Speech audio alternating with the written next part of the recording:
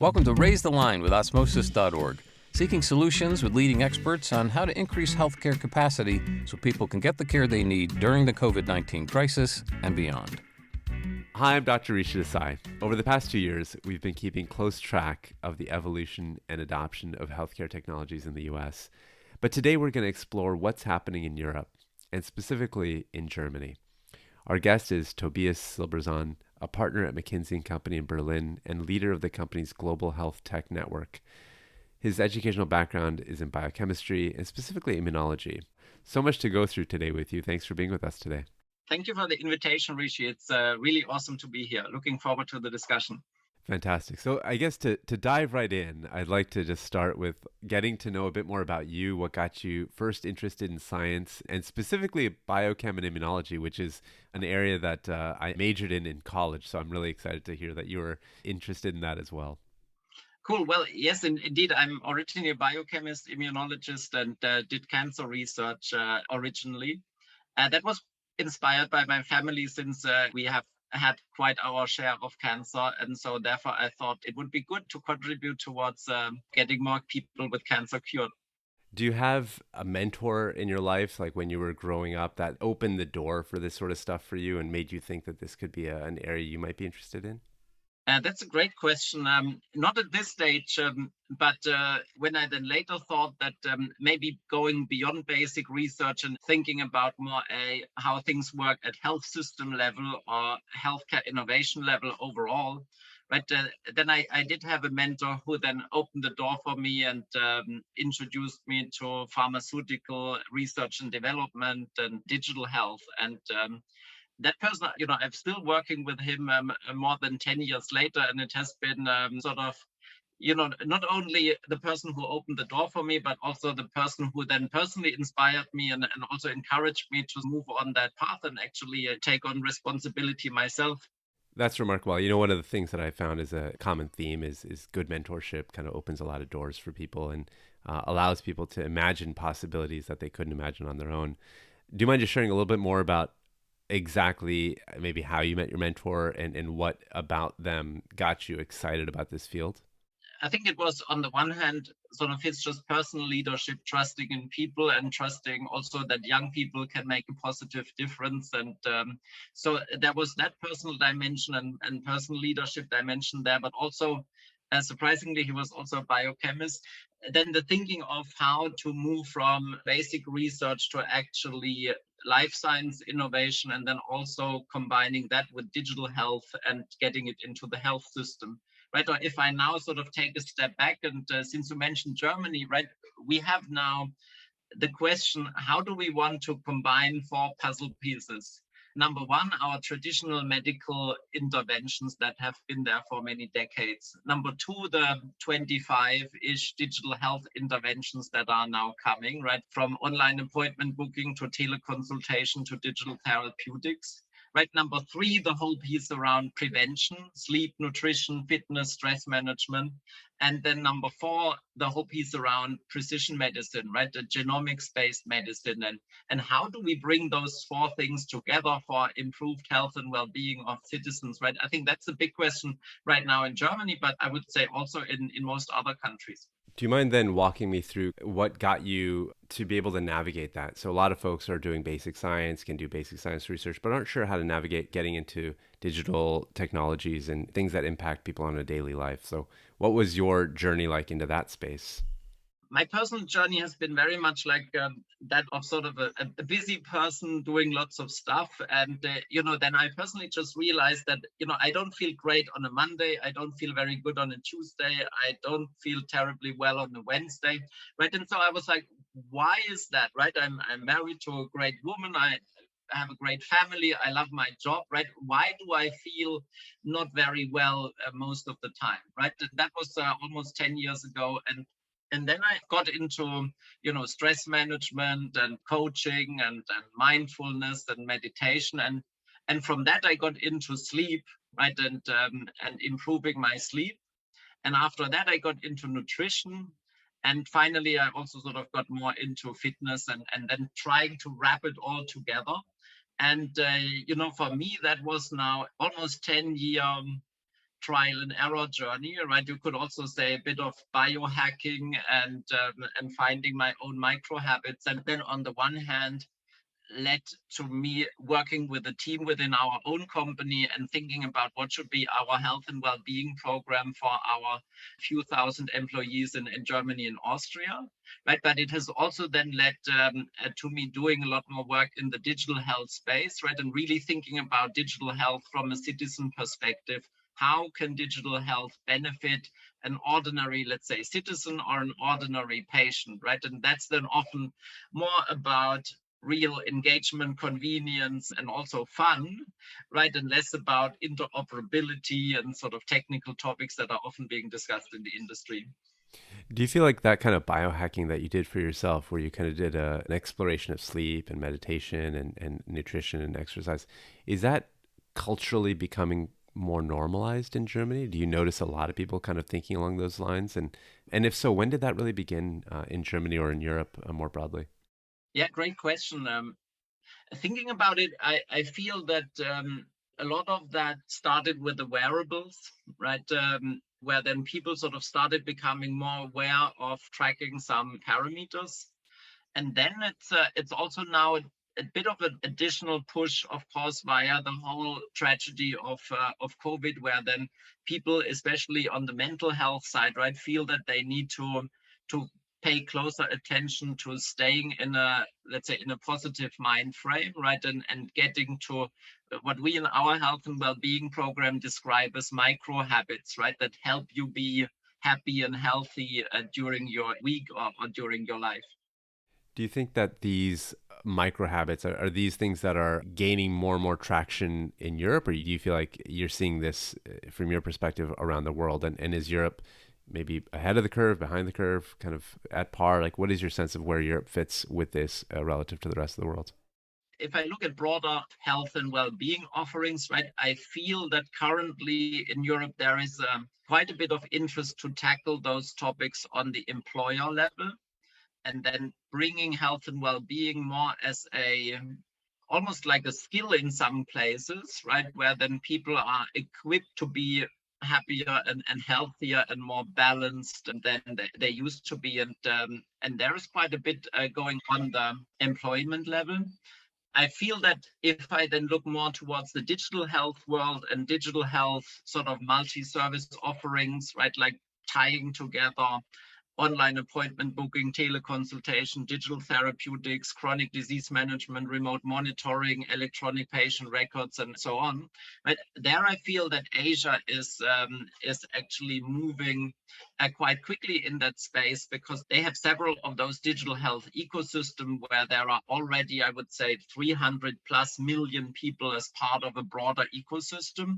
And then digital health is part of such multi-service offerings, part of such an ecosystem, right? And there I would say Europe is further behind, because the health infrastructure, right, like built infrastructure like hospitals, etc., they are much more dense and much more available than in many parts of Asia, and therefore there is less pressure to create those digital health ecosystems. That's really interesting. Do you mind just citing, like, are there specific examples in Asia that you've noticed as being in the lead because of the infrastructure issues that you just mentioned, putting so much pressure on them to do so?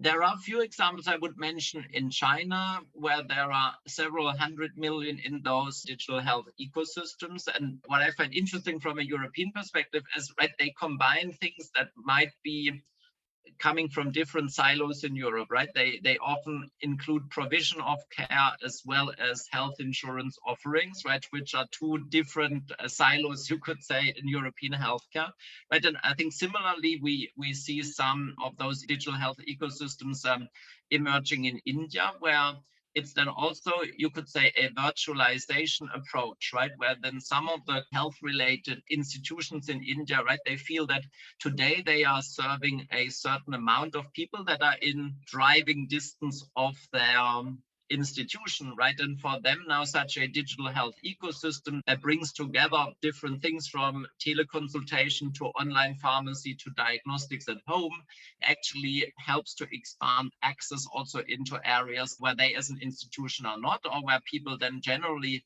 have less access to high quality health services. Now, there's a phrase that I think is important for me to fully understand and for our listeners too, which is digital health ecosystem. You've used it a number of times, and I want to make sure I'm hearing your explanation of it. So the classic model, let's call it, is let's say I have diabetes, it's very poorly managed. I see my doctor, I drive to my doctor's appointment, I go there maybe every 3 months, they check my hemoglobin A1C, and maybe it keeps climbing upwards, and they tell me, Rishi, you should eat better, you should exercise. I go home, I don't eat better, I don't exercise, and of course my A1C gets worse and worse. That's one model. What does the digital health ecosystem model look like for that kind of patient? What would they be wearing?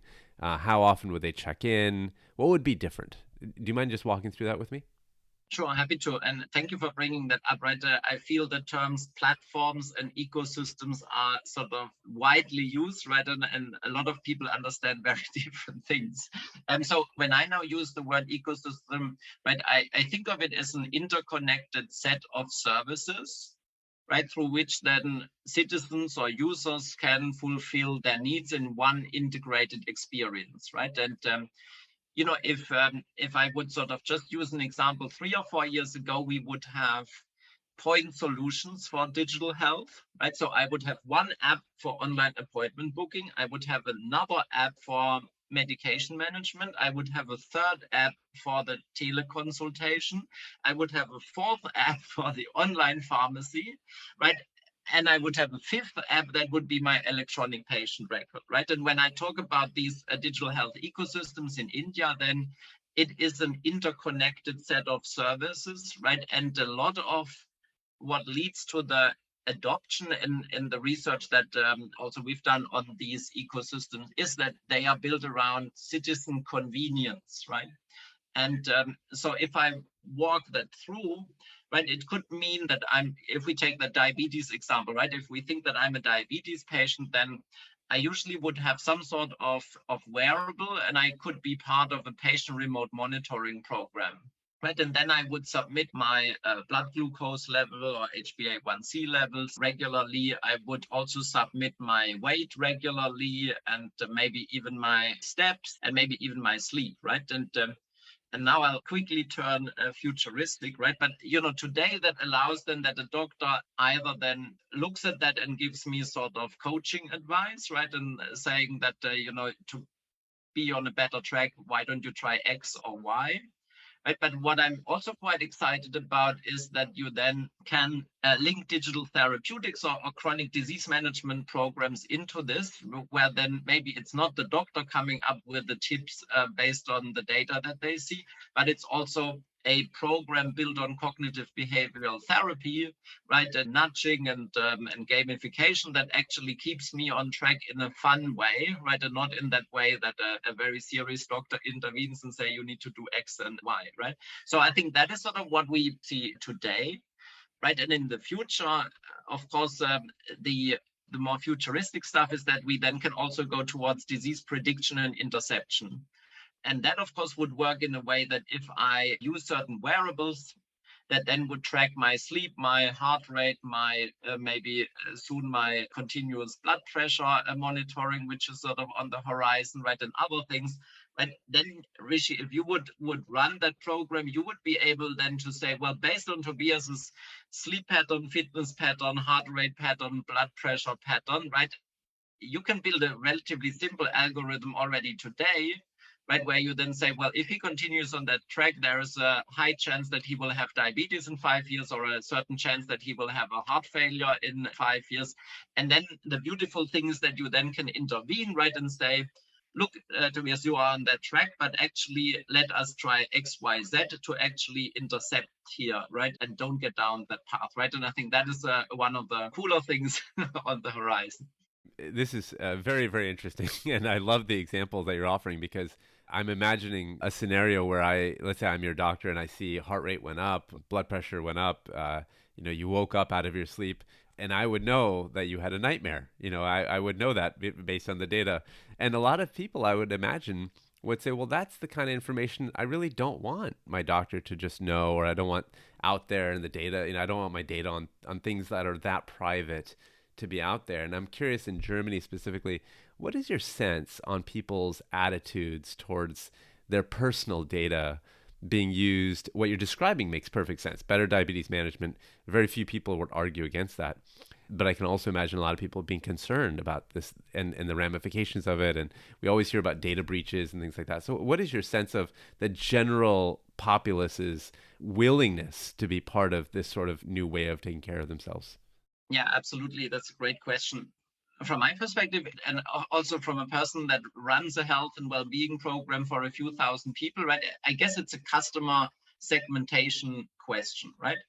There are people who are extremely interested in that and are really grateful and looking forward that they finally found something that helps them feel better or be better, right? Then there are people who, when it comes to health and well-being, right, they might say, oh, I've tried this, I've tried that, and it didn't work, and I'm frustrated and leave me alone, right? And then there are other people where it depends on the situation, and they want to, of course, be in the driver's seat, right? And so I think there are two pieces of things I want to share from a German perspective right now. On the one hand, there have been surveys from the population, also another one just going to be read out, a large one in May, asking people, so how are you feeling about your health data, tracking your health data and sharing your health data? Actually, a very large percentage even said, and I think that was more than 50% in a survey last year, I would donate my health data if it is for a good cause, like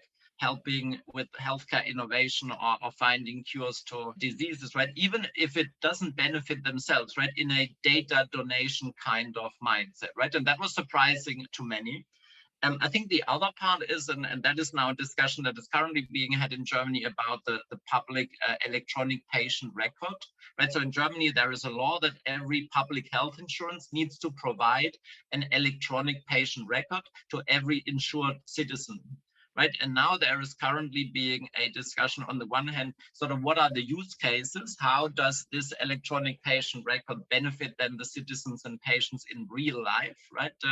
And then there is a second discussion around the data management and also the granularity of data management, right? And I feel that the public debate is sort of going in the direction of saying that citizens having granular data management rights and also granular data access rights towards certain other stakeholders, right? So it could be that because I like Dr. Rishi very much, I give him full access to all my health data, but there might be another person that I don't like as much as I like Rishi, right? And then I only partially share my data, right? But I'm in the driver's seat. So that's a bit the discussion that I see in Germany, but also in Europe more broadly when it comes to health data management and also health data sharing. That makes a ton of sense. And obviously, this is a very moving target right now as people are kind of, I think, for the first time, really thinking hard about what their data even means and who owns it and things like that. So I think that's very logical. I'm curious, we are a teaching company, and so we're always looking for angles to teach people. And you obviously have a lot of experience here. What is something that you think is a myth or a misunderstanding that you'd like to clear up for me or for our audience just about what you do and what you've seen, especially in the German context? Well, I would say in the German context, right, there's been a lot of discussion in the last 2 years about the digital therapeutics regulation and reimbursement in Germany, right, where a lot of people have been talking about this integrated regulatory reimbursement process. And of course, that for a digital therapeutics category, right, have software with a medical effect, right? In the US, one often talks about software as a medical device, right? I think that is actually something that is promising, right? Because at the end of the day, right, and you know that as a doctor much better than me, right? At the end of the day, a lot of related to health and well-being is about sustainable behavior change, right? Sustainable behavior change in terms of sleep, sustainable behavior change in terms of nutrition, fitness, stress management, right?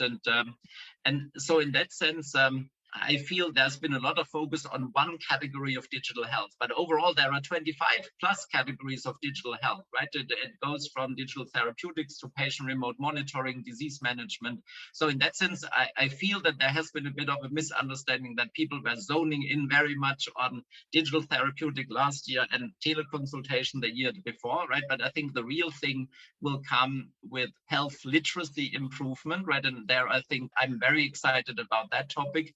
and then also about sort of more an integrated health management or an integrated disease management.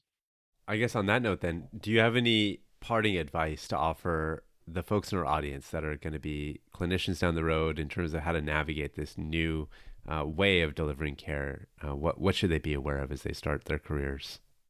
I would say some of the interesting things that I've seen in the past years was health and well-being promoted on city level. Right, so often people seem to think about national level, right, and sort of what is the legislation. Some of the most interesting things I've seen in recent years have actually happened on city level. Right, so for example, the city of Amsterdam in the Netherlands has done, in my point of view, a great job where then people in the city said, how do we want to promote health and well-being for the inhabitants of our city? Right, and they set themselves crazy goals where they are not even sure whether they can be reached. Right, a very un-German thing, by the way. And then they think about, what is the strategy that we can actually pull off, right? What are the 5 things, 6 things, 7 things that we reach this crazy goal in terms of health and well-being of our population? And then they create a sort of multi-stakeholder alliance, you could say, right? There's people from the public service, then there are industry, NGOs, social workers, etc., to actually move towards that. And they then go into schools, they then go into sports clubs, and they actually get to the people where they are, right? So that's a bit like where I love to think about getting into the more unusual settings, right? How can we promote health and well-being on city level? How can we promote health and well-being in schools, for example, right? So that we move towards the right direction very early instead of waiting until we all have massive problems 50, 60 years old, and then we try to cure things. Yeah, no, that makes perfect sense, and certainly offers a sort of systems approach, which in so many ways feels very European in the sense of kind of thinking about prevention much more than thinking about treatment down the road. So I appreciate that.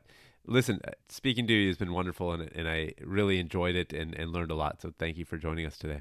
Thank you, Rishi. It's been a pleasure, and thanks for having me. Well, listen, I'm Rishi Desai. Thanks for checking out today's show. Remember to do your part to flatten the curve and raise the line. We're all in this together.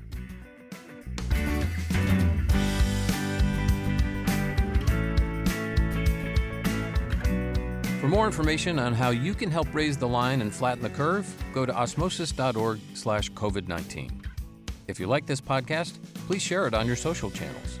You can also subscribe to the series and check out all of our podcasts at osmosis.org/raisethelinepodcast.